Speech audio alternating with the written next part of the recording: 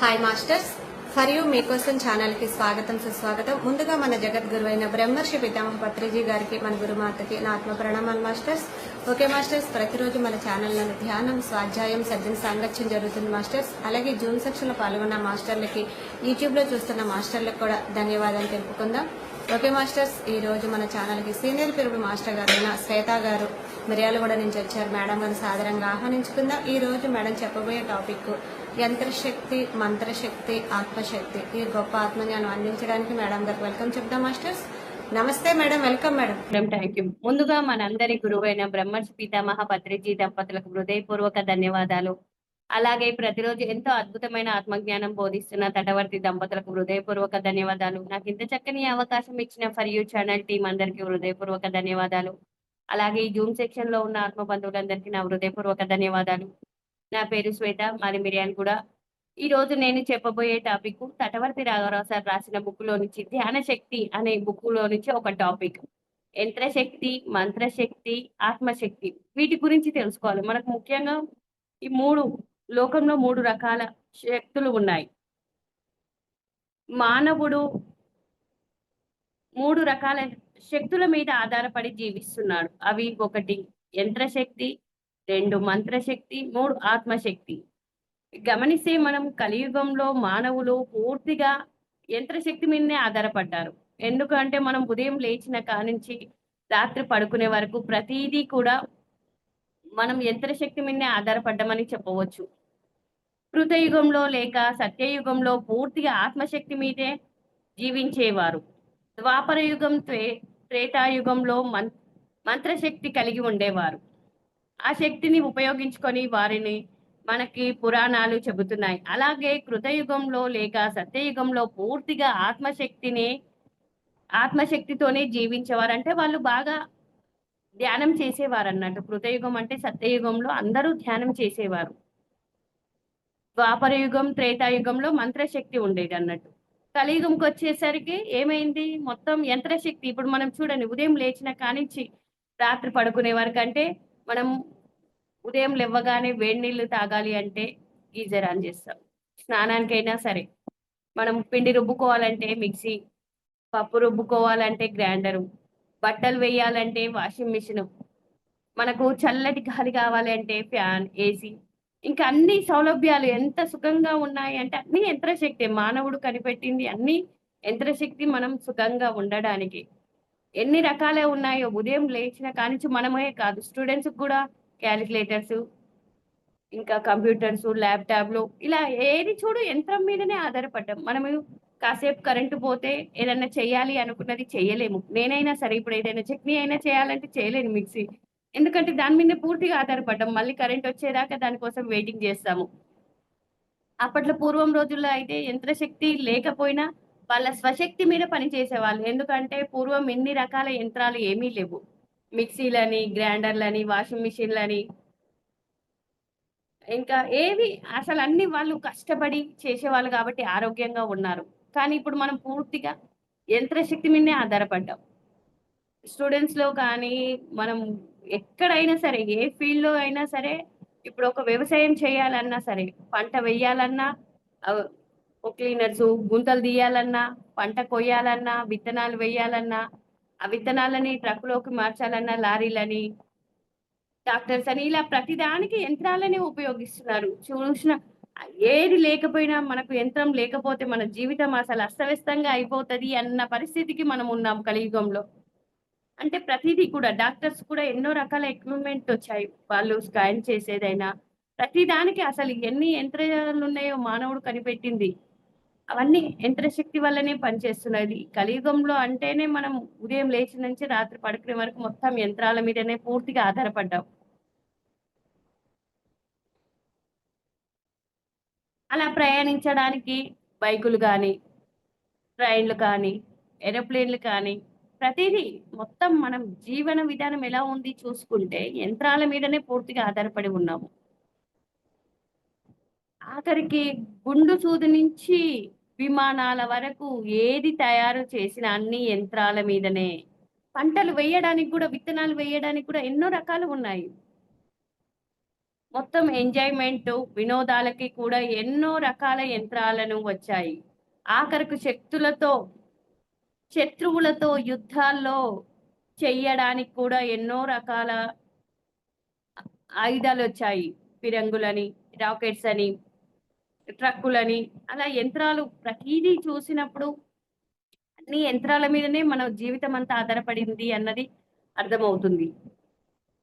ప్రస్తుతం యంత్రం లేకపోతే ఏ పని జరగదు. మానవుడు జీవించలేని స్థితిలో ఉన్నాడు. కలియుగం అంటే ఒక రకంగా యంత్రాల యుగమని చెప్పవచ్చు. కానీ ప్రస్తుతం ఈ యుగంలో మానవుడు యంత్రాల ద్వారా సుఖాన్ని పొందగలుగుతున్నాడు. కానీ దానితో పాటు దుఃఖాన్ని కూడా అనుభవిస్తున్నాడు. యంత్రాలతో అన్ని ఉపయోగించుకుంటున్నాడు, కానీ దుఃఖం మాత్రం ఉంది. ఎన్ని సౌలభ్యాలు ఉన్నా సరే, కానీ ఎన్నో వినోదం ఇస్తుండు యంత్రాల ద్వారా. శాంతి కూడా లేదు. వాటి కోసం సమకూర్చుకుంటుండు అన్ని. పొద్దున్న లేచిన కానించి నైట్ పడుకునే వరకు మనం సుఖంగా ఉండాలి అని ఎన్నో రకాల ప్రయత్నాలు చేస్తూ దానికోసం డబ్బు సంపాదిస్తూ అవన్నీ ఉంటే ఎంజాయ్మెంట్ అన్న పరిస్థితిలో ఉంటున్నాడు. కానీ దుఃఖం పోవట్లేదు, శాంతి కూడా ఉండట్లేదు. అన్నీ ఉన్నాయి కానీ శాంతి ఉందా అంటే లేదు. ఇప్పుడు చూడు, మన దగ్గర ఫోన్ ఉంది. టెక్నాలజీ ఎంతో అభివృద్ధి చెందుతుంది. రోదసి మీద కూడా ప్రయాణం చేస్తున్నారు. మనం ఈ మధ్యలో కూడా మనం టీవీలో విన్నాము. ఒక ఆమె 9 నెలలు స్పేస్ మీదనే ఉంది అని జీవించింది. అంటే ప్రతిదీ అన్ని కనుగొనగలుగుతున్నారు. ఇంకా చంద్రమండలం పైన కూడా మనం వెళ్ళగలుగుతున్నాము. ఇవన్నీ ఎలాగా అంటే యంత్రాల ద్వారానే వెళ్తున్నాము. ఎన్ని ఉన్నా శాంతిగా జీవించలేకపోతున్నాము. కానీ శాంతి మాత్రం లేదు. అందుచేత ఇవన్నీ ఉన్నా శాంతి లేకపోబట్టే జీవితం వ్యర్థం అనిపిస్తుంది. అంతే కదా, మనకు శాంతి ఉండాలి. జీవితం ఎందుకు అంటే శాంతి ఉంటేనే కదా జీవితం అన్నది ఆనందంగా ఉంటది. మనం ఎన్ని సమకూర్చుకున్నా, ఎన్ని యంత్రాలున్నా, ఎన్ని సౌలభ్యాలున్నా, ఎన్ని సౌకర్యాలున్నా శాంతి లేకపోతే అన్ని వృధానే కదా. డబ్బున్నవాడు సుఖంగా ఉంటాడు అనుకుంటారు, కానీ డబ్బున్నవాడు ఏమీ సుఖంగా ఉండడు. అన్ని సౌలభ్యాలు ఉంటాయి కానీ మనశ్శాంతి కూడా ఉండదు. కడుపు నిండా వారు భోజనం కూడా చెయ్యలేదు అన్న విషయం మనకు అర్థమవుతుంది. ఎందుకంటే అన్నీ ఉంటాయి. తిందామంటే షుగరు, స్వీట్ తిందామంటే షుగరు, హాట్ తిందామంటే బీపీ. అంటే వారు తిననీకి కూడా సౌలభ్యం లేదు. అన్నీ ఉన్నాయి కానీ ప్లేట్ ముందు ఉన్న అందరు తింటూ వాటిని చూస్తూ ఆస్వాదించడం తప్పితే ఏమీ ఉండదు. కానీ వాటి కోసమే మానవుడు కష్టపడుతున్నాడు. మొత్తం అదే జీవితం. డబ్బుంటే సుఖంగా ఉంటది, సౌలభ్యం ఉంటుంది. ఇదే అన్నట్టు ఎన్నో రకాల యంత్రాలు, ఎన్నో రకాలు కనుక్కుంటున్నారు. కానీ వాటి వల్ల మనకు అదన్నీ ఎక్కడి నుంచి వస్తున్నాయి? అదంతా ఆత్మశక్తి ద్వారానే మానవుడు కనుక్కుంటున్నాడు అన్న విషయం మనకు తెలియాలి. కానీ నేనే చేశానని గొప్పగా చెప్పుకుంటాము. ఈ నేనులో ఈ ఆత్మశక్తి లేకపోతే మనం శవమన్న విషయం కూడా తెలియని పరిస్థితిలో మనం ఉన్నాము అనుకోవాలి. ఎందుకంటే ధ్యానం చేయనప్పుడు మన జీవితం ఒకలాగుంది, ధ్యానం చేసిన తర్వాత మన జీవితం ఒకలాగుంది. ఈ అన్నిటికీ కారణం ఆత్మశక్తి అన్నది కూడా గ్రహించగలుగుతున్నాము. ఎక్కడ చూసినా హింస, ద్వేషం, అసూయ ఇవన్నీ పెరిగిపోతున్నాయి. గొడవలు, కొట్లాటలు, మానభంగాలు, మోసాలు విచ్చలవిడిగా జరుగుతున్నాయి. కుటుంబం దగ్గరి నుండి దేశాల దాకా ఎవరి స్వార్థం వారిదే. ఎక్కడ ఎవరి మీద ప్రేమానురాగాలు లేవు. అంతా వేరు వేరు అనుకున్నట్టుగానే ఉంటుంది. తన కుటుంబం బాగుండాలి, తన కులం బాగుండాలి, తన మతం బాగుండాలి, ఇంతవరకే ఆలోచిస్తున్నారు. అంత స్వార్థంతో ఉంటుంది. ధ్యానంలోకి రాకముందు, ధ్యానం తర్వాత జీవితం ఎలా ఉంది అంటే మనం అన్నిటిని ప్రేమించగలగాలి. అన్నీ సమానమే అన్నది అర్థమవుతుంది. అంటే ధ్యానకు ముందు జీవితం అంతా వేరు వేరుగా ఉంటుంది. నా కుటుంబము, నా కులము, నా బంధువులు అంతా నా మతం అన్నట్టుగా ఉంటుంది. కానీ ఎప్పుడైతే మనం శ్వాస మీద ధ్యానం చేస్తామో అంతా ఒక్కటే, వేరు అన్నది లేదు అర్థమైంది. అంటే అంతా ఆ భగవంతుని సృష్టియే, అందులో మనము ఒకరము అన్నది కూడా అర్థమవుతుంది. యంత్రశక్తితో తప్ప స్వశక్తి మీద జీవించలేని పరిస్థితి మానవుడు ఉన్నాడు. కాస్త గమనిస్తే యంత్రశక్తి యొక్క గొప్పదనం ఏ పాటిదో, యంత్రశక్తి అన్నది మనం ఇప్పుడు అంతే కదా, మన జీవన విధానమే మారిపోయింది. ఏ ఒక్కటి కూడా ఇప్పుడు మనం వాషింగ్ మిషన్ వేయాలన్నా కరెంట్ ఉండాలి. అది లేకపోతే అది వచ్చిందా కాకపోతే మనం ఏం చేయతోనే పోయినాం.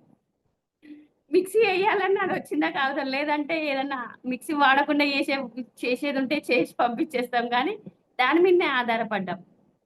అలా జీవిస్తున్న మానవుడి పరిస్థితి చూస్తే తెలుస్తుంది. మొత్తం యంత్రం మీదనే ఆధారపడ్డదని. ఇప్పటివరకు మనం ఏ పని చేసినా యంత్రాల మీదనే ఉంది. ఇప్పుడు ఈ ఫోన్ ఉండబట్టే గదా! మనం ఇలాంటి జూమ్ క్లాస్ చేసుకోగలుగుతున్నాం. ఈ క్లాస్ ఈ ధ్యానం చెప్పుకోగలుగుతున్నాము అంటే, అది కూడా గొప్పదే. ఏది తక్కువ కాదు. యంత్రశక్తి లేకుంటే ఇప్పుడు మనం ధ్యానం ఉన్న చోటనే ఉండి చెప్పే అవకాశం మనకుండేదా? ఈ ఫోన్ లేకపోతే, ఈ జూమ్ లేకపోతే మనకు చెప్పే అవకాశం ఉందా అంటే, లేదని చెప్పుకోవాలి. దేని గొప్ప దానిదే.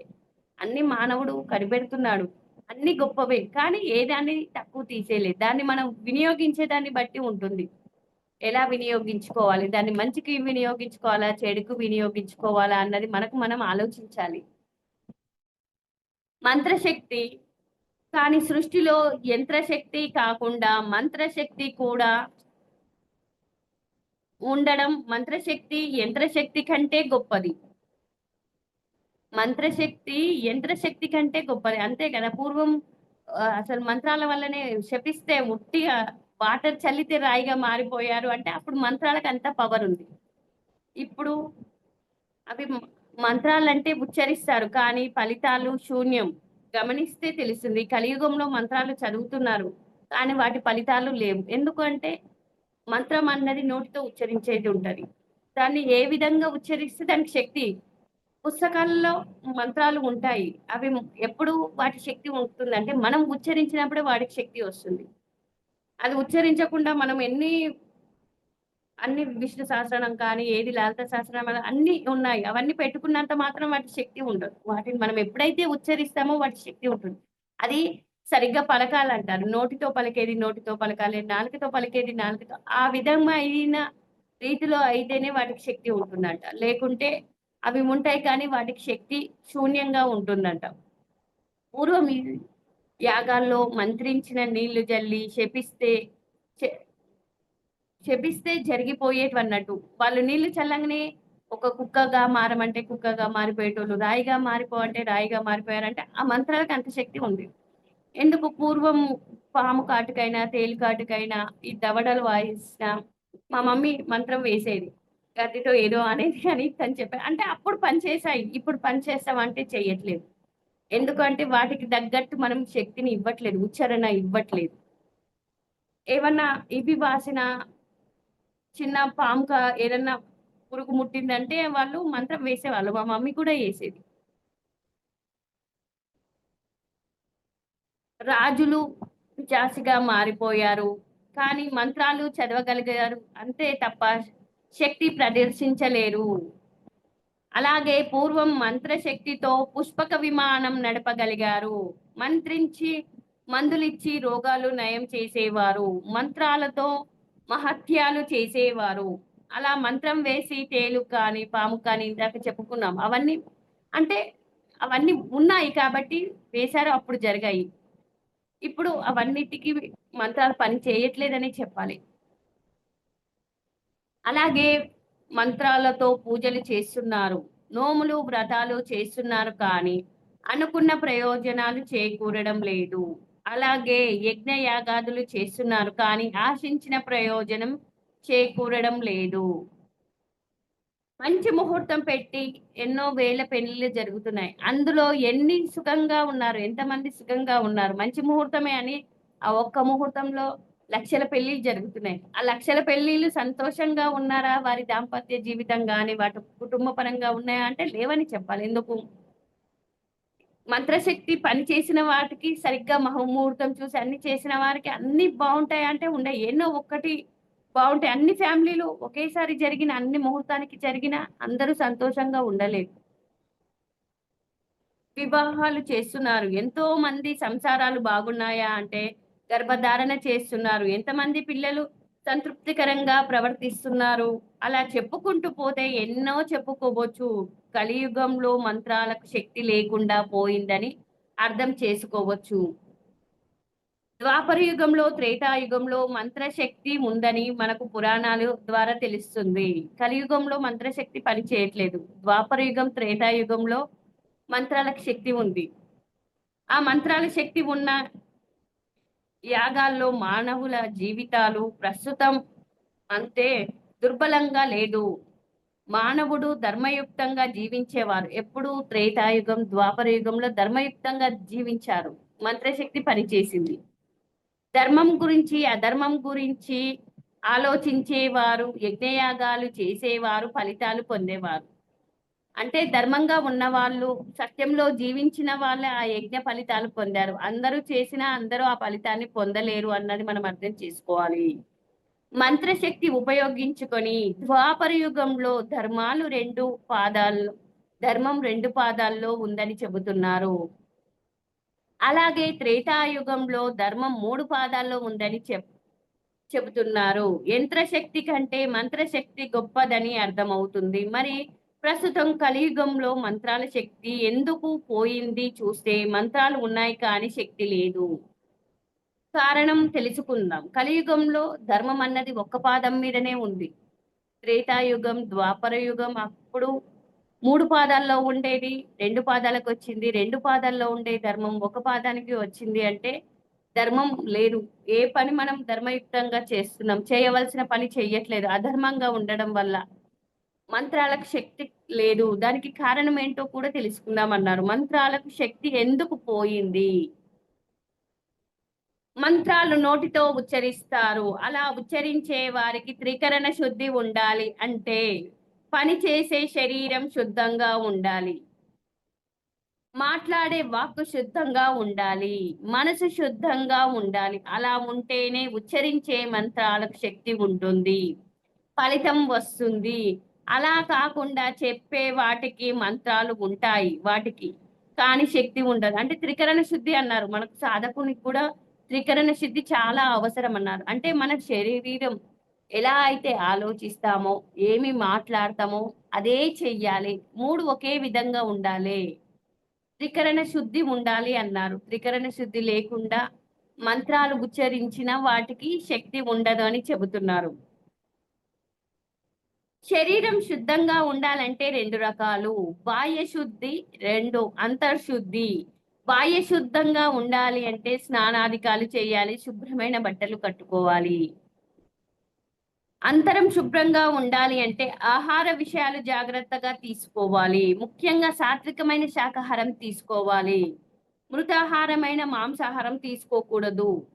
అంటే అంతరం మనసు శుద్ధంగా ఉండాలి అంటే చెప్తున్నాడు ఇక్కడ. ఆహార విషయాలు జాగ్రత్తగా ఉండాలి. మృతాహారం తీసుకోకూడదు. సాత్వికమైన శాకాహారమే తీసుకోవాలి. మృతాహారం శరీరాన్ని మలినం చేస్తుంది. వాక్కులో స్పష్టత ఉండదు. అంటే మనం మాట్లాడేది ఆ మాంసాహారం తినడం వల్ల వాక్కులో స్పష్టత ఉండదు అంటున్నారు. మనసు అశుద్ధంగా ఉంటుంది, మలినంగా ఉంటుంది. మనసు కూడా మలినం అవుతూ ఉంటుంది. అంటే మాంసాహారం భుజించడం వల్ల మనసు మలినం అవుతుంది. అశుద్ధ మనసుగా ఉంటుంది. ఆ మనసుని శుద్ధ మనసు చేయాలి అంటే సాత్వికమైన శాకాహారమే తీసుకోవాలి. ఆహార విషయాలు సాధకుడు చాలా చాలా జాగ్రత్తలు పాటించాలని ఎప్పుడు మేడం సార్ చెప్తూ ఉంటారు. ఆహారం దగ్గర ఎక్కడ మనం కాంప్రమైజ్ కాకూడదు. మనం ఏదైతే ఆహారం తీసుకుంటున్నామో అదే మనం అని చెప్తాడు. పత్రి సార్ కూడా ఆహారం దగ్గర చాలా జాగ్రత్తగా ఉండాలంటాడు. ఆహారాన్ని బట్టి మన వ్యవహారం ఉంటుంది. అందుకే మాంసాహారం తినే వారి శరీరం దుర్వాసన వస్తుంది. వారి చెమట బట్టలు మార్చినా వారి పరిస్థితి ఎన్నిసార్లు స్నానం చేసినా వారి దగ్గర దుర్గంధమే ఉంటుంది. ఎందుకంటే వారు మృతాహారం తిన్నారు కాబట్టి కొందరి దగ్గర అలా చెమట వచ్చేస్తూనే ఉంటది. వాళ్ళు ఎన్నిసార్లు స్నానం చేసినా బట్టలు మార్చినా ఆ దుర్వాసన అన్నది పోదు. ఇంకా దాన్ని కవర్ చేయడానికి సెంట్లు కొడుతూ ఉంటారు, పర్ఫ్యూమ్స్ కొడుతూ ఉంటారు, కానీ అది పోదు. ఎందుకు? ముందు మార్చుకోవాల్సింది ఆహారం మార్చుకుంటే అవి మారుతుంది. కానీ ఆహారం మార్చుకోకుండా పైన మెరుగులు మనం ఎన్ని వేసినా ఆ స్మెల్ అన్నది పోదు. దుర్గంధం వస్తూనే ఉంటుంది నాన్ వెజ్ తినే వారి దగ్గర అంట. దూరం నుంచి చూడడానికి కూడా అందంగా ఆకర్షణీయంగా ఉంటారు, కానీ దగ్గరికి వస్తే భరించలేనంత కంపు ఉంటుంది. అంటే నాన్ వెజ్ తినే వారి దగ్గర దుర్గంధమైన వాసన వస్తుంటదంట. కొంతమంది మన పక్క నుంచి పోతున్నా ఏంటో వామిటింగ్ వచ్చినట్టుగా ఉంటుంది. ఎందుకు అంటే ఆ నాన్ వెజ్ బాగా తింటూ ఉంటారు. తినడం వల్ల వాళ్ళలో ఒక దుర్గంధాన్ని ఆ కెమికల్స్ అన్నా ఏమవుతాయి, హార్మోన్స్ అన్ని ఆ కెమికల్ ని రిలీజ్ చేస్తూ ఉంటాయి కాబట్టి ఎప్పుడు దుర్గంధమే వస్తుంది వాళ్ళ దగ్గర నుంచి. మానవుడు మూడిటిలో ఒక్కటి లేకపోయినా వారు ఉచ్చరించే మంత్రాలకు శక్తి ఉండదు. త్రికరణ శుద్ధి ఉండాలని చెప్పారు. శరీరం శుభ్రంగా ఉండాలి, వాక్ శుభ్రంగా ఉండాలి, చేసే పని శుభ్రంగా ఉండాలి, ఆలోచించే ఆలోచన కూడా. త్రికరణ శుద్ధి లేకుండా మనం మంత్రాలను ఉచ్చరిస్తే వాటికి శక్తి ఉండదు అని చెప్పారు. ఇప్పుడు చూడండి మనం దేవాలయానికి వెళ్ళాం. దేవాలయంకి వెళ్ళినప్పుడు అయ్యగారు ఏం చేస్తుంటాడు? ఒక సైడ్ ఫోన్ మాట్లాడుతుంటాడు, ఒక సైడ్ పూజ చేస్తుంటాడు. అక్కడ త్రికరణ శుద్ధి ఉందా అంటే లేదు. మనసు రెండిటి మీద కేంద్రీకృతం చేయలేదు. ఏదో ఒకటి మాత్రమే కేంద్రీకృతం. అక్కడ అది ఫలిస్తదా అంటే ఫలించదనే చెప్పాలి. ఒకరు ఫోన్ మాట్లాడుతూ ఉంటారు, పూజ చేస్తూ ఉంటారు. మళ్ళీ దాంతో అందులో మధ్యలో మంత్రాలు కూడా చదువుతూ ఉంటారు. అంటే అవన్నీ మనం చూస్తూనే ఉన్నాం. అంటే అక్కడ త్రికరణ శుద్ధి లేదు అన్నది మనం గ్రహించాలి. మనము ఎన్నో పూజలు చేశాం, అన్నీ చేశాం కానీ త్రికరణ శుద్ధిగా చెయ్యలేదు అన్నది మాత్రం అర్థమవుతుంది. ఎన్ని చేశాము అన్నది. చూడు మనం ఇంట్లో పూజ చేస్తూ ఉంటాం. బయట పాలాయనొచ్చింది పాలు పట్టు అంటాం. పొయ్యి మీద ఇది పెట్టిందామని అంటే అక్కడ త్రికరణ శుద్ధి ఉందా అంటే లేదు. లేదనే చెప్పాలి. మనం చేసిన పూజలు అవన్నీ ఆలోచిస్తూ ఉంటే మనం అసలు త్రికరణ శుద్ధి లేకుండానే చేశామేమో అనిపిస్తది ఒకసారి. చదువుతారు. కానీ ఫలితం ఉండదు. తృప్తి మాత్రమే ఉంటుంది. చదివామన్న తృప్తే ఉంటుంది కానీ ఫలితం ఉండదంట మంత్రాలు చదివినంత మాత్రాన. దుఃఖం పోతుందా అంటే పోదు. తృప్తిగా జీవిస్తారు అంతే. మంత్రాలు చదివినా కాబట్టి, నేను మంత్రాన్ని ఉచ్చరించాను కాబట్టి తృప్తిగా ఉన్నాను. అలా త్రికరణంలో రెండవదైనది ఉచ్చరించే వాక్కు కూడా శుద్ధంగా ఉండాలి. లేకపోతే అన్నీ అపస్వరాలే. ఒక మంత్రం కూడా సుస్వరం ఉండదు. సరిగ్గా ఉండదు. మంత్రం మంత్రంగా ఉచ్చరిస్తేనే ఫలితం ఉంటుంది. మంత్రం సర్వం మార్చేసే ఫలితం ఎలా ఉంటుంది? దుష్ఫలితాలు ఉంటుంది. ఉపకారం కాదు, అపకారం జరుగుతుంది. మంత్రాలు ఉచ్చారణ తప్పుగా ఉచ్చరిస్తే ఉపకారం బదులు అపకారం జరుగుతుందంట. దాని బదులు మనం ఉచ్చరించకుండా ఉండడమే ఉత్తమము అనిపిస్తుంది. ఎందుకంటే ప్రతిదీ అర్థవంతంగా చదవాలంటారు. అర్థం లేకుండా చదివితే దాని ఫలితాలు కూడా దుష్ఫలితాలు ఉంటాయన్నది కూడా మనం తెలుసుకుంటున్నాం. మంత్రాలు చదివి మంత్రాలను కించపరిచారు. చదివేది కంటే చదవకుండా ఉంటేనే మంచిది.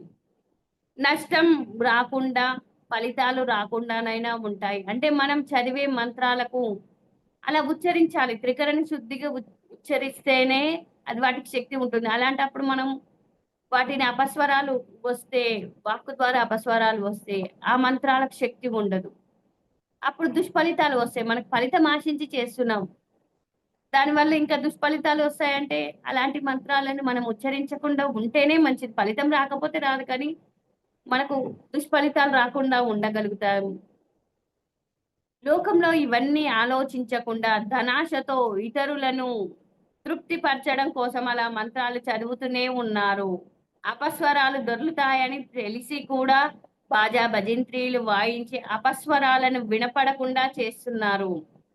అంతే కదా అయ్యగార్లు కొంతమంది పెళ్లిళ్ళలో కూడా వాళ్ళు మంత్రాలు తప్పుగా దొర్లుతున్నాయి అని వాళ్ళకి తెలుసు కానీ అవి ఇతరులకు తెలియకూడదు అని బాజా బాజా సౌండ్లలో అప్పుడు మనకేమి వినిపించదు. సన్నాయి మేళంలో వాళ్ళు తప్పు చదువుతున్నారంటే ఎవరికి తెలుస్తుంది? తనకంటే ఆ పెద్దవారికైనా ఆ మంత్రాలు తప్పని తెలుస్తుంది, లేదంటే తనకే తెలుస్తుంది. కానీ మనకు తెలియదు కదా. మనం ఏమి చదవని వాళ్ళకి మనకేం తెలుస్తుంది? తెలియదు.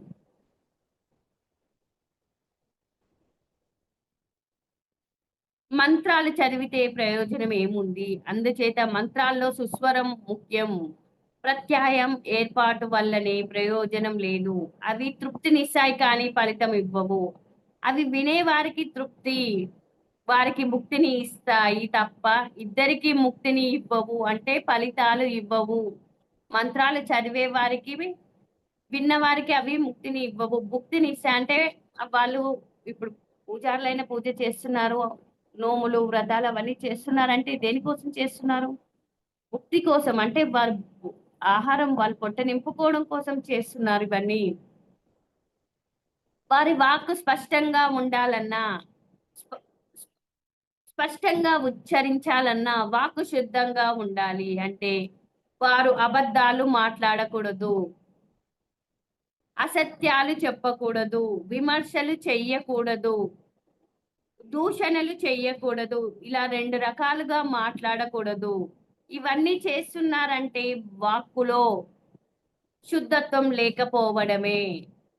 వాక్ వాక్శుద్ధి లేకపోవడమే. అలా లేకపోతే త్రికరణలో రెండవ శుద్ధి కూడా లేనట్టే. త్రికరణ శుద్ధిలో రెండోది వాక్కు గురించి చెప్తున్నాం. అంటే అబద్ధాలు ఆడకూడదు, ధర్మంగా ఉండాలి, అధర్మాలు చెయ్యకూడదు, విమర్శలు చెయ్యకూడదు. అంటే ఇవన్నీ అసత్యాలు చెప్పుతున్నారు. అంటే ఇవన్నీ చేస్తున్నాము అంటే ఆ మంత్రాలకు, ఉచ్చరించే మంత్రాలకు శక్తి ఉండదు. రెండోదైన వాక్కు, త్రికరణ శుద్ధిలో రెండో వాక్కు గురించి చెప్తున్నాం. ఫస్ట్‌దొచ్చేసి మొదటిది చెప్పుకున్నాం. మళ్ళీ ఇప్పుడు రెండోదొచ్చేసి వాక్కు గురించి చెప్తున్నాం. అంటే మనం ఎక్కడ మనం తప్పులు చేస్తున్నాము అన్నది మనం తెలుసుకోవాలి అంటే ఒక చిన్న అబద్ధం కూడా ఆడకూడదు. మనకు శక్తి ఉండాలి. త్రికరణ శుద్ధి ఉండాలి అంటే చిన్న వాక్కులో, మాటలో అబద్ధం చెప్పకూడదు, అసత్యం ఆడకూడదు, విమర్శలు చెయ్యకూడదు. ఇవి చేస్తున్నాము అంటే అప్పుడు ఆ మంత్రాలకు శక్తి ఉండదు. వాక్ శుద్ధంగా ఉండాలంటే ఏమి చెయ్యాలి? వాక్కు అంటే వాక్కు మనసుని బట్టి ఉంటుంది. మనసు నుంచి వస్తుంది అంటే మనసు శుద్ధంగా ఉంటే వాక్కులు కూడా శుద్ధంగా ఉంటాయి. మనసు శుద్ధం లేకపోతే వాక్ కూడా శుద్ధంగా ఉండదు. మంత్రాల స్వరం తప్పుతాయి. ఫలితం రాదు. మంత్రాలకున్న శక్తి నశించిపోతుంది. శక్తి ఉండదు. పూర్వం మహర్షులు పుస్తకాల్లో మంత్రాలు ఉంచగలిగారు కానీ పుస్తకంలో శక్తి ఉంచలేదు. మనం ఇక్కడ ఒక పాయింట్ ఆలోచించాలి. పూర్వము మహర్షులు, ఋషులు ఎన్నో గ్రంథాలు రాశారు పండితులు. అది రాశారు కానీ అందులో మంత్రాలని రాశారు. కానీ శక్తిని రాయలేదు. ఆ శక్తి ఎలా వస్తుంది మంత్రాలకు అంటే మనం ఉచ్చరించినప్పుడే ఆ శక్తి వస్తుంది. మంత్రాలకు శక్తి ఉచ్చరిస్తేనే ఉంటుంది. అంటే చదువుతూనే ఉంటుంది. పుస్తకంలో శక్తి ఉంటే అందరికీ పుస్తకం చూడగానే శక్తి వచ్చేసేయాలి. వచ్చేస్తుందా అంటే రాదు కదా! పుస్తకాలు మన దగ్గర పెట్టుకుంటే మనకు శక్తి వస్తుందా? దాన్ని ఉచ్చరిస్తే వస్తుందా అన్నది మనం గ్రహించాలి. మనం ఉచ్చరిస్తేనే వస్తుంది. చదవవలసిన పని లేదు గదా! మరి ఆ పుస్తకాలు చూడంగానే మనకు శక్తి వస్తే చదవాల్సిన పని లేదు గదా! అన్ని బుక్స్ కొని పెట్టేసుకుంటాం మనకు శక్తి రావాలి అని. అప్పుడు శక్తి వస్తదా అంటే రాదు గదా! అంటే ఎప్పుడైతే ఆ మంత్రాలను మనం త్రికరణ శుద్ధిగా ఉచ్చరిస్తామో అప్పుడే శక్తి వస్తుంది. పుస్తకం చూసేది కాదు. మరి అలా వస్తుందా అంటే రావట్లేదు కదా! ఎలా వస్తుంది? చూసినంత మాత్రాన మనకొస్తదా? మనం ఆ బుక్స్ అన్ని మంత్రాల్లో ఉన్న బుక్స్ కొన్నంత మాత్రాన శక్తి వస్తదా అంటే రాదు గాక రాదు అని చెప్పుకోవాలి. మంత్రాలు ఉచ్చరించేటప్పుడు కూడా అబద్ధాలు ఆడకూడదు. అసత్యాలు పలకకూడదు. ఎవరిని విమర్శించకూడదు. అట్లా త్రికరణ శుద్ధిగా ఉంటేనే మంత్రాలకు శక్తి ఉంటుంది. మనస్సుని అశుద్ధంగా, మలినంగా ఉండడానికి గుర్తు వారి ఆలోచనలు. ఎవరి ఆలోచనలైతే స్వార్థపూరితంగా ఉంటాయో, ఉంటాయో, కక్ష, కాఠిన్యం, క్రోధపూరితంగా ఉంటాయో, హింసాపూరితంగా ఉంటాయో, ధర్మ విరుద్ధంగా ఉంటాయో వారి మనసు అశుద్ధంగా ఉన్నట్టే. మనసు మనసున్న వారి వాక్కులు స్పష్టత ఉండదు. మంత్రాల ఉచ్చారణ సరిగ్గా ఉండదు. ఫలితం రాదు. అంటే మనసు కూడా అక్కడ అంతరింద్రియమైన మనసుని కూడా శుద్ధంగా ఉంచుకోవాలి. అది మోసపూరితంగా, స్వార్థపూరితంగా ఉంటే ఆ మంత్రాలు కూడా పని చెయ్యవు అని చెప్తున్నారు. వారి మనసు శుద్ధమవ్వాలి అంటే సాత్వికమైన ఆహారమే తీసుకోవాలి. విశేషమైన ధ్యాన సాధన చెయ్యాలి. మనసు శుద్ధం అవ్వాలి అంటే సార్ కూడా చెప్తూ ఉంటారు సారు మేడం. తీవ్ర సాధన చెయ్యాలి. గంటలు గంటలు ధ్యాన స్థితిలో ఉండగలగాలి. మనసు పని చేయని స్థితిలో ఉండాలి. ప్రతిరోజు క్రమం తప్పకుండా అనునిత్య సాధన చెయ్యాలి. ఈ శ్వాస మీద ధ్యాస ధ్యానం అన్నది క్రమం తప్పకుండా చేస్తూ ఉంటే మనసు శుద్ధం అవుతుంది. అశుద్ధ మనసు శుద్ధం అవ్వాలి అంటే సాత్వికమైన శాకాహారంని భుజించాలి. ఎప్పటికప్పుడు వండిన పదార్థాలే తినేసేయాలి. వేడిగా ఉన్నప్పుడే తినాలి. పదార్థం నిల్వ ఉంది అంటే అందులో తమో గుణం, రజో గుణం ఉంటుంది. అందుకే ఫ్రిడ్జ్‌లో నిల్వ ఉంచిన పదార్థాలు కూడా తినకూడదు అని గురువుగారు చెప్తూ ఉంటారు. మనం ఆహార విషయంలో జాగ్రత్తగా ఉంటేనే మన మనసు శుద్ధంగా ఉంటుంది అని చెప్తారు. మనం సాధన బాగా చేయాలి. సాధన బాగా చేసినప్పుడు కూడా ఆ మనసు అన్నది శుద్ధమవుతుంది. ఎలాగా అంటే ఒక హిమాలయ యోగి తన శిష్యుడిని ఒక దగ్గరికి పంపిస్తాడంట. ఒక చిన్న హోటల్, హోటల్ హోటల్ లాంటి చిన్న హోటల్ దగ్గరికి వెళ్లి "నువ్వక్కడ ఒక 2 నెలలు ఉండిరా" అన్నాడంట. మనసు శుద్ధంగా ఉండాలి అంటే ఏం చేయాలి గురువుగారు అంటే, "అక్కడ వెళ్లి నువ్వు ప్రతీదీ గమనించు" అని చెప్పడం జరిగిందంట. ప్రతీదీ గమనించు అంటే అక్కడ ఏం చేస్తాడు హోటల్‌లో? ప్రతిరోజు పాత్రలు కడుగుతూనే ఉంటాడు, వండుతూనే ఉంటాడు, మళ్ళీ బోర్లిస్తాడు, మళ్ళీ ఉదయం మళ్ళీ కడిగి వంట చేస్తూ ఉంటాడు. నేను ఇదే గమనించాను 2 నెలలు గురువుగారు అంటే, సరే నువ్వు కరెక్టే గమనించావు. అక్కడ నువ్వు గమనించవలసింది అదే. అంటే ప్రతిరోజు ధ్యానం ఎందుకు చేయాలి అంటే, మనము ఈ విషయాలు, ఆ విషయాలు చెత్తను పోగు చేసుకుంటూ ఉంటాం కాబట్టి, దానికోసం క్రమం తప్పకుండా అనునిత్య సాధన అన్నారు. అంటే మనం సాధన చేయడం వల్ల మన మనసు ప్యూర్ అవుతుంది. ఇంప్యూర్‌గా ఉన్న మనసు ప్యూర్‌గా అవుతుంది. ప్రతిరోజు చేయాలి. ఒకరోజు చేసి ఒకరోజు మానేయడం కాదు. అలా క్రమం తప్పకుండా చేస్తూ ఉన్నప్పుడు మనసు ప్యూరిటీగా ఉంటుంది. మనం తీసుకునే ఆహారం వల్ల కూడా ప్యూరిటీగా ఉంటుంది అని చెప్పడం జరుగుతుంది. అప్పుడు మనసు శుద్ధి లభిస్తుంది. తద్వారా వాక్ శుద్ధి కలుగుతుంది. దేహ శుద్ధి కూడా ఉంటుంది. అలా త్రికరణ శుద్ధితో ఉచ్చరించే మంత్రాలకు శక్తి ఉంటుంది. ఫలితం ఉంటుంది. అంతేకాని ఎలా పడితే అలా, ఎవరు పడితే వారు మంత్రాలు చదివితే ప్రయోజనం ఉండదు. పైగా నష్టం కూడా అని చెప్పడం జరుగుతుంది. అందుకే గీతలో భగవానుడు శిరం గీయవం కాయం సమంగా ఉంచమన్నారు. అంటే శిరస్సు అంటే మెడ, గొంతు, శరీరం నిఠారుగా ఉంచమనడం కాదు. శిరస్సు అంటే ఆలోచనలు అని చెప్పారు. గొంతు అంటే గొంతు నుండి వచ్చే వాక్కులు, శరీరం అంటే శరీరంతో చేసే పనులు అన్నీ ఒకే రకంగా ఉండాలని భగవానుని ఉద్దేశం. దీనినే త్రికరణ శుద్ధి అన్నారు. అంటే శరీరము, ఆలోచనలు, గొంతు నుండి వచ్చే మాటలు అన్నీ ఒకే విధంగా ఉండాలి. అంటే మనం ఆలోచించేది, మన ఆలోచన ఒకే విధంగా ఉండాలి. మన చేతలు ఒకే విధంగా ఉండాలి. మన వాక్కు ఒకే విధంగా ఉండాలి అన్నారు. చిరం గ్రీవం కాయం అంటే భగవద్గీతలో చెప్పిన దానికి ఇది అర్థం. అంటే మనం ఏమనుకుంటున్నాం? శివగ్రీవం అంటే శరీరం నిటారుగా పెట్టాలి. నిటారుగా కూర్చొని ధ్యానం చేయాలి అని మనం అనుకుంటున్నాం. ఈ శరీరాన్ని నిటారుగా ఉంచాలి. కాదు. మనకు ఇక్కడ ఎంత స్పష్టంగా చెప్పారు. శిరస్సు అంటే ఆలోచనలు, గొంతు అంటే గొంతు నుండి వచ్చే వాక్కు. అదే త్రికరణ శుద్ధి అన్నారు. శరీరంతో చేసే పనులు అన్నీ ఒకే రకంగా ఉండాలి అని భగవానుని ఉద్దేశం. దీన్నే త్రికరణ శుద్ధి అన్నారు. అంటే శరీరము, వాక్కు, ఆలోచన శుద్ధంగా ఉంటేనే శరీరంతో చేసే పనులు శక్తివంతంగా ఉంటాయి. మాటలు శక్తివంతంగా ఉంటాయి. ఆలోచనలు శక్తివంతంగా ఉంటాయి. ఒకే రకంగా ఉంటాయి. చూస్తే త్రికరణ శుద్ధి ఉన్నవారు మంత్రమే చెప్పనవసరం లేదు. అంటే త్రికరణ శుద్ధి ఉన్నవారు మంత్రం చెప్పాల్సిన అవసరమే లేదంట. మనం అంటే మన ఆలోచన, మన మాట, మన చేతలు 3 ఒకే విధంగా ఉంటే మంత్రాలు చదవాల్సిన అవసరం కూడా లేదంట. త్రికరణ శుద్ధి సాధకునికి ఇది చాలా చాలా ఇంపార్టెంట్ అయినది.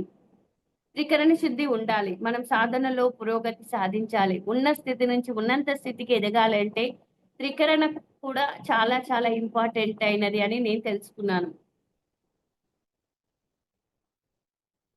అందుకే త్రికరణ శుద్ధి ఉన్న పత్రిజీ చేష్టలు, ఆయన మాటలు అన్నీ ఒకేలాగా ఉన్నాయి. ఆయన కనుసైగ చేస్తేనే అందరూ సైలెంట్ అయిపోతారు. పత్రి సార్ వస్తుండంటేనే ఎంతో మంది సైలెంట్ గా ఉండిపోతారు. ఎక్కడ ఏం చేస్తున్నా కూడా అంటే ఆయన మాటకు, ఆయన చేతలకి, ఆయన ఆలోచనకు అంత శక్తి ఉంది. త్రికరణ శుద్ధి ఉంది కాబట్టి కోట్ల మందిని ధ్యానులుగా మార్చాడు. ఆయన మాటకు అంత పవర్ ఉంది కాబట్టి ఒక్కసారి నాన్ వెజ్ తినకూడదు, అది తప్పు, దానివల్ల పాపం రోగాలు వస్తాయి అని చెప్పిన వెంటనే ఎంతో మంది మారిన వాళ్ళు కూడా ఉన్నారు అంటే ఆయన మాటకు అంత శక్తి ఉంది కాబట్టే, త్రికరణ శుద్ధిగా ఉన్నాడు కాబట్టే. అంతేకాదు ఆయన సై సైగ చేస్తే చాలు అందరూ అనుసరించేవారే. ఆయన చెబితే చాలు అందరూ ఆచరిస్తారు. ఆయన ఆలోచించి చెబితే చాలు అందరూ ఆచరణలో పెడతారు. త్రికరణ శుద్ధితో చేసే పనులు లోకం మెచ్చును, దేవుడు మెచ్చును అన్నారు అన్నమాచార్యుల వారు. అంటే త్రికరణ శుద్ధికి అంత ఇంపార్టెంట్ మనం కూడా ఇవ్వాలి అన్నది నేను తెలుసుకున్నాను ఇది. త్రికరణ శుద్ధి ఉన్నవాడు ఏది ఆలోచిస్తాడో అదే మాట్లాడతాడు అని చెబుతారు. ఏది చేస్తాడో అదే చెబుతాడు. త్రికరణ శుద్ధి ఉన్నవాడు ఏదైనా చెయ్యగలుగుతాడు, సాధించగలుగుతాడు. దైవం యొక్క మెప్పు కూడా సంపాదిస్తాడు. దైవం యొక్క మెప్పు కూడా సాధిస్తాడు అని చెప్పడం జరిగింది. అలాగే 3వ పాయింట్ వచ్చేసి ఆత్మశక్తి గురించి. కానీ మంత్రశక్తి కంటే ఆత్మశక్తి ఇంకా ఇంకా గొప్పది, వర్ణించలేనిది. కారణం ఆత్మశక్తికి మించింది లేదు. ప్రస్తుతం మానవులకు గురించి తెలియదు, ఆత్మశక్తి గురించి తెలియదు, ఆత్మశక్తి ఉపయోగించుకోవాలని కూడా తెలియదు. కానీ కృతయుగంలో మానవులంతా ఆత్మశక్తిని పూర్తిగా ఉపయోగించుకున్నారు. ఆత్మశక్తితో జీవించేవారు కారణం వారికి పూర్తి శాకాహారమే అందరూ తినేవారు, ధ్యానం చేసేవారు. ప్రతి ఒక్కరూ శ్వాస మీద ధ్యాస, ధ్యానం చేసేవారు. పూర్ణ ఆయుష్తో జీవించేవారు. వారికి అసలు దుఃఖం అంటే ఎలా ఉంటుందో తెలియదు. కృతయుగం అంటే సత్యయుగంలో పూర్ణ శాంతిగా జీవించేవారు. అంతా ఒక్కటే అన్న భావన, ఆఖరకు జంతువులు కూడా ఒక్కటే అనే భావనతో జీవించేవారు. జంతువులతో స్నేహం చేసేవారు, ప్రేమించేవారు, పూర్తిగా ధర్మయుక్తంగా జీవించేవారు, సృష్టి ధర్మాలను గౌరవించేవారు, ధర్మయుక్తమైనంగా జీవించేవారు. అందుకే యుగంలో ధర్మం 4 పాదాల్లో ఉండేదంట.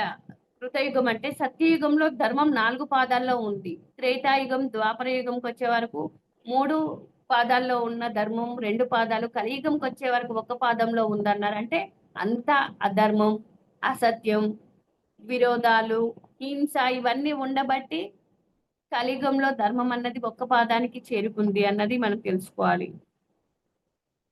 అప్పుడు సత్యయుగంలో అంతా దైవంలాగా ఉండేవారు. ఎవరు వేరు వేరు కాదు, అంతా ఒక్కటే. అంటే అంత ధర్మయుక్తంగా ఉండేవారు. సాత్వికమైన శాకాహారమే తీసుకునేవారు, ధ్యానం చేసేవారు. అందరూ ఒక్కటే అన్న భావనతో ఉండేవారు కాబట్టి అంత శాంతిగా జీవించగలిగారు. కారణం ఆత్మశక్తి మించి లేదు. ఎందుకంటే ఆత్మశక్తి ఉన్నప్పుడే ఏ మంత్రమైనా ఉచ్చరించగలిగేది, యంత్రంనైనా పని చేయించగలిగేది. ఆత్మశక్తి లేకపోతే ఎవరైనా, ఎలాంటి వారైనా ఎలాంటి యంత్రాన్ని తయారు చెయ్యలేరు, ఉపయోగించలేరు, పని చేయించలేరు కూడా. ఆత్మశక్తి లేకపోతే ఎంత గొప్ప పండితులైనా, గురువులైనా, ఋషులైనా, మహర్షులైనా, దేవతలైనా ఏమీ చెయ్యలేరు. ఏ మంత్రాన్ని కనీసం ఉచ్చరించలేరు. మంత్రాన్ని ఉచ్చరిస్తే కదా మంత్రశక్తి ఉద్భవించేది. మంత్రాన్ని ఉచ్చరించనప్పుడు అక్కడ మంత్రశక్తి ఎలా ఉంటుంది? మంత్రాన్ని ఉచ్చరించాలి అంటే ఆత్మశక్తి కావాల్సింది. అంతే కదా, ఇప్పుడు మనం ఒక మంత్రాన్ని ఉచ్చరించాలి అంటే మనలో ఆత్మశక్తి ఉంటేనే ఉచ్చరిస్తాం. శవం ఏమైనా ఉచ్చరిస్తుందా? శవం ఏమైనా చేయగలుగుతుందా? శవం ఏమైనా యంత్రాలను కనిపెట్టగలుగుతుందా అంటే కనిపెట్టలేదు. వీటన్నిటికీ మూలం ఆత్మశక్తే. యంత్రశక్తిని కనిపెట్టింది కూడా మానవుడే. ఆ మానవుడి శక్తి ఎవరు? ఆత్మశక్తి ద్వారానే. మంత్రాలు ఉచ్చరించింది కూడా ఆత్మశక్తి ద్వారానే. ఇప్పుడు ఇలా చూస్తున్నాము, మాట్లాడుతున్నాము, ఇలా జూమ్ క్లాసు రన్ చేయగలుగుతున్నాము అంటే ఎవరి ప్రమేయం? అదంతా ఆత్మశక్తి బట్టే, కానీ మనదంటూ ఏమీ లేదు. ఆత్మ ఉండబట్టే ఇవన్నీ చేయగలుగుతున్నాం. ఈ ఆత్మ శరీరం నుంచి తప్పుకుంటే ఏమీ చేయలేము. చూడండి, ఏ డాక్టర్లైనా సరే శవానికి ఎన్ని కోట్లు ఖర్చు పెట్టినా కనీసం చెయ్యి కూడా కదులుతారంటే కలపరు. ఎందుకంటే అందులో ఆత్మశక్తి లోపించింది, చనిపోయింది, మా వల్ల కాదంటారు. ఎందుకంటారు? ఎంత ఎక్విప్‌మెంట్ ఇక్కడ కాదు అమెరికా తీసుకువెళ్ళినా శవాన్ని ఎవ్వరు ఏమి చేయలేరు. ఆత్మశక్తి లేకుంటే మనం ఏమీ చెయ్యలేము. ఆత్మశక్తి వల్లనే మనం మంత్రశక్తిని ఉపయోగించగలుగుతాం, ఉచ్చరించగలుగుతాం. యంత్రాలను కనిపెట్టగలుగుతున్నాము అంటే అదంతా కూడా ఆత్మశక్తిదే. ఆత్మశక్తి లేకుంటే మనం ఏమీ చెయ్యలేము.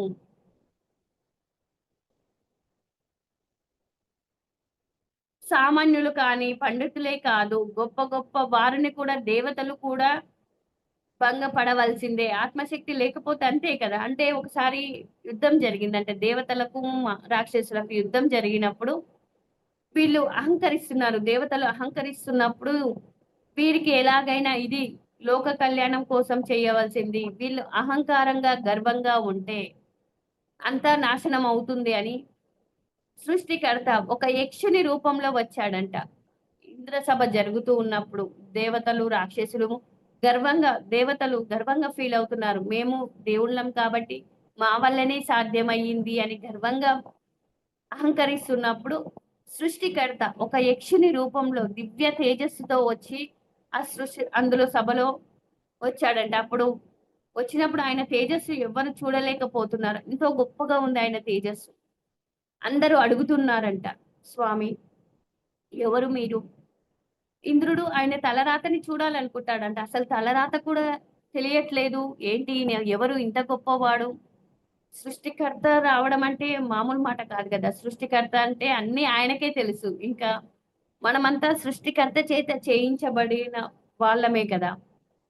ఎప్పుడైతే ఇది తెలుసుకుంటారో అప్పుడు దేవతలు ఒక్కొక్కరు వారి గొప్పని ప్రదర్శించనికి యక్షుని దగ్గరికి వస్తారంట. ఒకసారి వాయువు వస్తాడంట. వాయువు వచ్చినప్పుడు ఏంటి నీ గొప్ప అంటే నేను వాయువుని ఏదైనా ఎగరగొట్టగలను. ఏ బిల్డింగ్‌ని సైతం అతలాకుతలం చేయగలను అన్నాడంట. అప్పుడు గడ్డిపోచని పెట్టాడంట యక్షుడు. అయితే దీన్ని కదుల్పు అని చెప్పాడంట. అప్పుడు వాయువు తన శక్తిని అంతా ఉపయోగించినా కూడా ఆ గడ్డిపోచని కొంచెం కూడా కదపలేకపోయాడు. అలాగే అగ్ని వచ్చిందంట. అగ్ని భగవానుడు వచ్చినప్పుడు నీ గొప్పేంటి అంటే ఏదైనా సరే నేను ఈ సృష్టిలో భస్మీపటనం చేసే బూడిద కావలసిందే. దేనికి పనికి రాకుండా పోవాల్సిందే అన్నాడంట. అవునా! నీ శక్తి అంత గొప్పదా! అయితే ఈ గడ్డిపోచని కదపండి అని అన్నాడంట. అప్పుడు ఆయన శక్తిని అంతా ఉపయోగించినా కూడా గడ్డిపోచని కదపలేకపోయాడంట. ఎందుకు అంటే ఆయన శక్తి అంత గొప్పది. అప్పుడు తను ఇంద్రుడిని పంపించబోతూ ఉంటే యక్షుడు అంతరార్థం అవుతాడంట. యక్షుడు అంతరార్థమై పార్వతీదేవి ప్రత్యక్షమవుతదంట. పార్వతీదేవి ప్రత్యక్షమైనప్పుడు చెప్తదంట. ఇదంతా ఎవరిది అనుకుంటున్నారు? తను ఈ సృష్టికి సృష్టికర్త తాను. ఈ సృష్టిని నడిపిస్తున్నది తానే. దాని వల్లనే మీరు ఈ ఆత్మశక్తి వల్లనే మీరు ఈ రాక్షసుల నుంచి విజయాన్ని సాధించారు. ఇవంతా గొప్ప మనది కాదు. ఆ సృష్టికర్త అయిన సృష్టికర్తది. కానీ మనదంటూ ఏమీ లేదు. అప్పుడు అర్థమైతదంట. అంటే సృష్టికర్త ఏ శక్తి పని చేయలేదు. ఆత్మశక్తి పని చేయించనప్పుడు ఏమీ చేయలేము అన్నది అర్థం చేసుకున్నారు. అక్కడ అహం, గర్వకారం ప్రదర్శించకుండా ఉన్నారు. ఏది సాధించినా, ఏమి చేసినా అదంతా ఆత్మశక్తి వల్లనే. ఆత్మ అని పార్వతీదేవి చెప్పిందంట. అదంతా సృష్టికర్త చేత చేయించబడింది. మనమంతా కూడా నిమిత్త మాత్రులమే. మనదంటూ ఏమీ లేదు. మనం ఒక విజయం సాధించాము అంటే అది మనది కాదు. మన ఆత్మశక్తి వల్ల మనం సాధించగలిగాము అన్న ఎరుక మనకు ఉండాలి. దీన్ని బట్టి భగవంతుని శక్తి ఉంటేనే ఏదైనా ఆయుధాలైనా, మంత్రశక్తులైనా పనిచేస్తాయి. ఆత్మశక్తే లేకపోతే ఎవరి ఆయుధాలు ఏమీ చెయ్యవు. మంత్రాలు పని చెయ్యవు అని చెప్పడానికి ఆ పరబ్రహ్మ దేవతల ముందుకు యక్షుని రూపంలో వచ్చాడని అర్థం చేసుకోవచ్చు. ఎవరైనా సరే ఆత్మశక్తే లేకపోతే శవాలుగా అవుతారు. మారవలసిందే. ఆత్మశక్తి ఎంత గొప్పది అని తెలుసుకోండి. యంత్రాలు, మంత్రాలు కాదు. ఆత్మని ఆశ్రయించాలి అని తెలుసుకోవాలి. అంత గొప్పదైన ఆత్మని ఆశ్రయించే మార్గము మనకు పత్రిసారు బోధించిన శ్వాస మీద ధ్యాస ధ్యానమే. మిగతావన్నీ అర్ధరహితవంతమైన ధ్యానాలన్నాడు. ఎన్నో రకాల ధ్యానాలున్నాయన్నాడు. అందులో మనకు బుద్ధుడు చేసిన ఆనాపానసతి ధ్యానమే సరియైన ధ్యానం. శ్వాస మీద ధ్యాస ధ్యానమే సరియైన ధ్యానం అని గురువు చెప్పారు. అంటే మనం ఎవరిని ఆశ్రయించాలి అంటే ఆత్మని ఆశ్రయించే మార్గము ఏదైనా ఉంది అంటే అది శ్వాస మీద ధ్యాస ధ్యానం ద్వారా తప్ప మిగతా దాని వల్ల కాదు. అన్ని అర్ధరహితమైన ధ్యానాలని చెప్పారు. మనకు ఎంత అద్భుతమైన ఆత్మశక్తిని తెలుసుకునే మార్గాన్ని చూపించాడో ఆ సద్గురువు పత్రిజీ సార్ అంటే, ఆ సద్గురువు మన జీవితంలో ఉన్నాడు కాబట్టే ఇంత శక్తిని తెలుసుకోగలుగుతున్నాము. మనకి ఇంత శక్తి ఉందన్న విషయం అయితే ధ్యానంలో రాకముందయితే ఏమీ తెలియదు. అసలు ఒక కర్మ సిద్ధాంతం ఉంది. ఒక పురోగమన సిద్ధాంతం ఉంది. అనేక సిద్ధాంతాలు ఏ సిద్ధాంతమైన కార్యకారణ సిద్ధాంతం వల్లనే జరుగుతుంది అన్న విషయాలు అయితే ధ్యాన మార్గంలోకి వచ్చిన తర్వాతే తెలుసుకున్నాం. అంటే ఒక సద్గురువు మన జీవితంలో ఉంటే ఎంత జ్ఞానం మనం తెలుసుకుంటాము అన్నది కూడా నాకు అర్థమవుతుంది.